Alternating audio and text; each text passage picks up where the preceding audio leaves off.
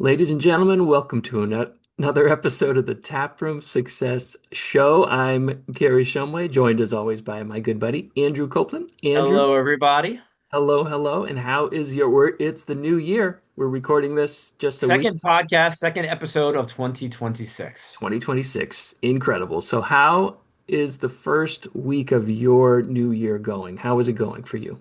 Oh my gosh. Right now, this is January 6th to give everybody the date we're actually doing this live. Probably go live for you a little bit later, but this is a busy week. I've got so many calls with people on the taproom side, people on like the industry partner side. People are looking to make the new year a successful one. But I will say it was nice to kind of be disconnected for the past week or so. I did get a lot of work done, but I had more downtime than I normally do, which allowed me a lot of time to focus on what I want to do this year. I know our last episode was a lot of goal setting, and I spent a lot of time focusing on that.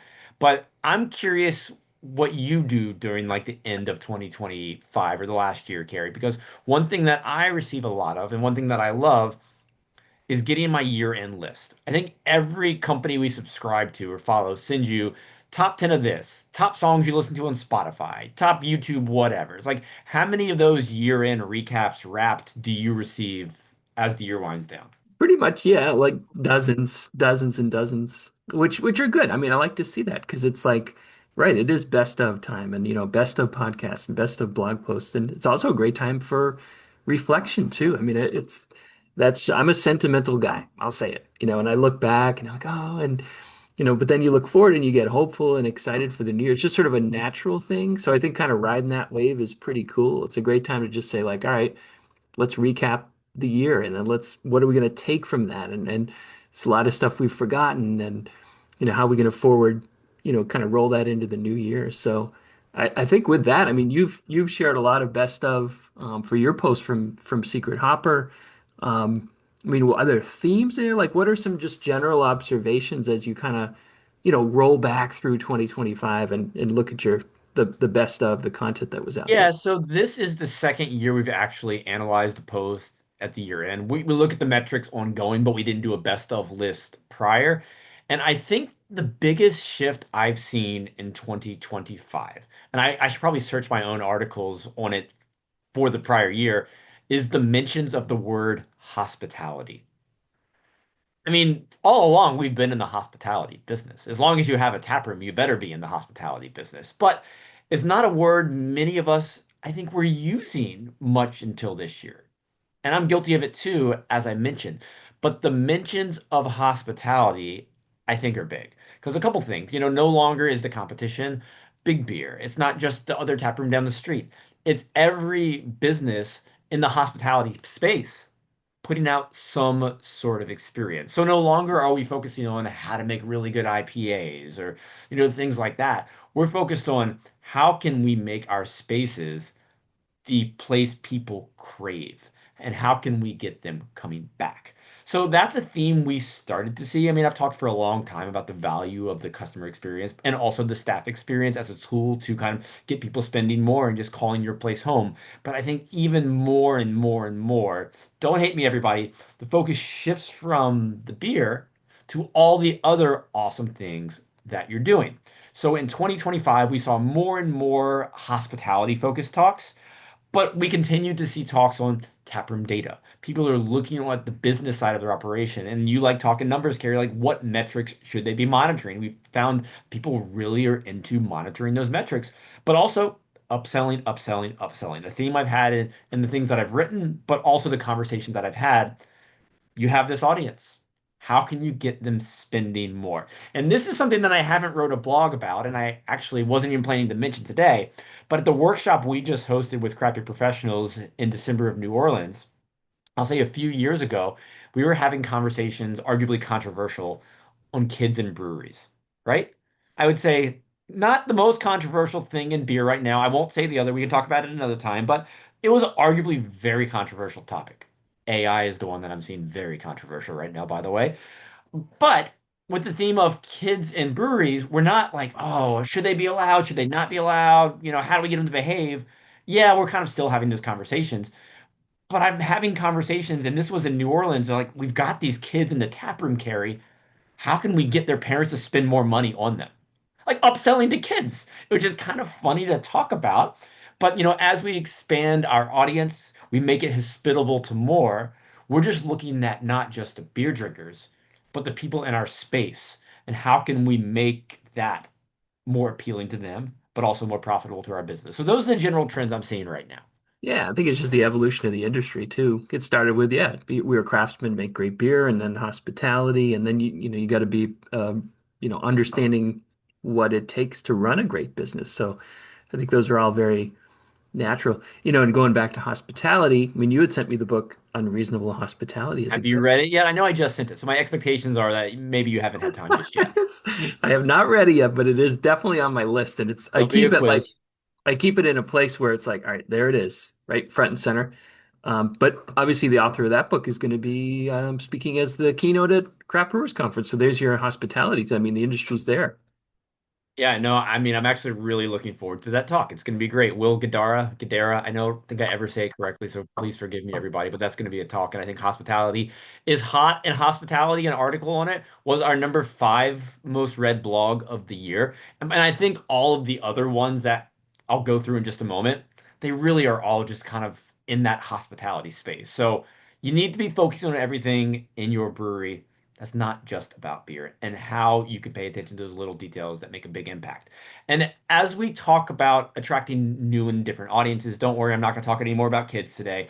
But, how can you appeal to people who may not even like to drink alcohol anymore or just want a break from alcohol? And we are in January right now. We're not going to dive into dry January either, but we are seeing a rise in breweries carrying non-alcoholic options. And I'm going to recap this really quickly because I think it really sets the table nicely. Yeah. So in Crappy Professionals, I've unintentionally asked the question, are you serving non-alcoholic beer in your tap room every few years to get a pulse of those professionals working in the industry? In 2019, feels crazy. We're going, that's a long time ago. Hmm. 2019, 67% of those who responded did not offer any non-alcoholic beer in their tap room. 67%. 2022, we started to see that people were having more. 46% were offering a non-alcoholic beer in their tap room, brewed by somebody else. Looking at April 2025, only 10% of tap rooms say they don't offer a non-alcoholic beer.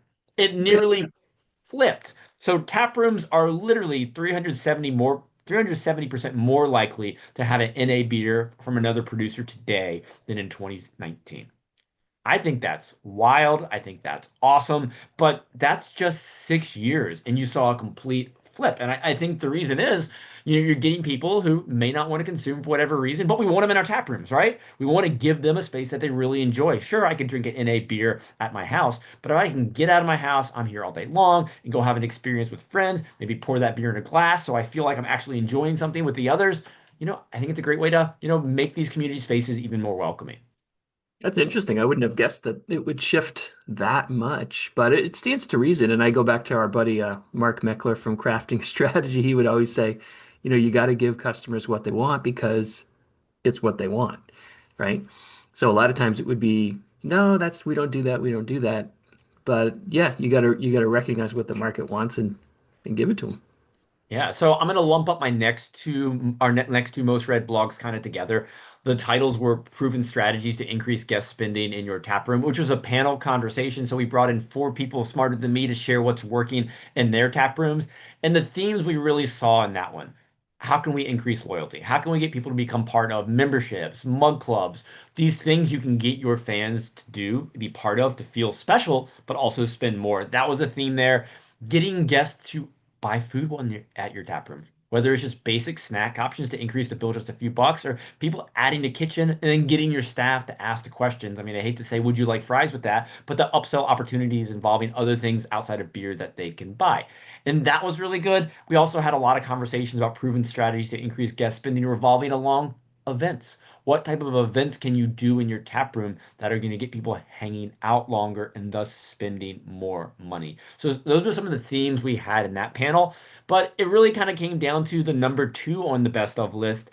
And it's not the number 1, but it is the number 2. Carrie, what do you think was the second most popular topic on the blog this year. I will give you a hint. It's been probably something we've written about for the past 8 years. Me? You have to guess. Please tell me it's key metrics, Well, KPIs, I mean, it is a metric that you can monitor, benchmarks. but no, it's not necessarily. It's one metric. One thing breweries can get better at, and I'll get you there. It's an upsell opportunity, but it's the To one go I beer? think to Asking for to go go beer? beer, to go beer. And the long story short is that we did the data, and essentially, if you get your team, every team member, to ask that question on every visit, I understand that's probably not fully realistic, but if you did, the additional revenue per staff member based off our current stats, which you can read in the blog, each team member would generate $1,758 more per month. Nearly 2 grand a month. I'm not going to go into all the data right now, but that's a big increase by giving your team a metric to go beer. How can we monitor it? Oh, we can monitor it through our POS. How giving them the tools to authentically ask the question and training it as a habit that comes naturally. That way, it's every encounter when it should be asked. And once again, I'm not telling you 100% of the time is not a realistic goal, but getting them better at it. Because we see current staff asking it 18% of the time. If you can double, triple, quadruple that, you're going to see improvements. And while you might not get that 1,800 or 2,000 number, you're going to see more money in your tap room. So ask yourself, where do you want to see increases?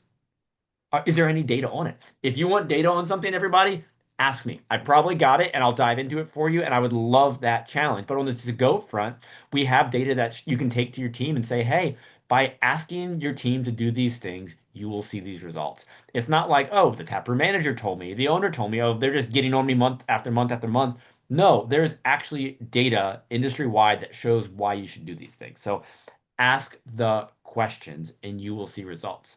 And that gets us to our number one blog of the year. This was a short one. This was a fun one. And I think it really speaks to where we are right now. And this blog was titled, I feel dramatic reading this out loud, actually, I need a Carrie. drum roll here. I know. She loved the taproom vibe.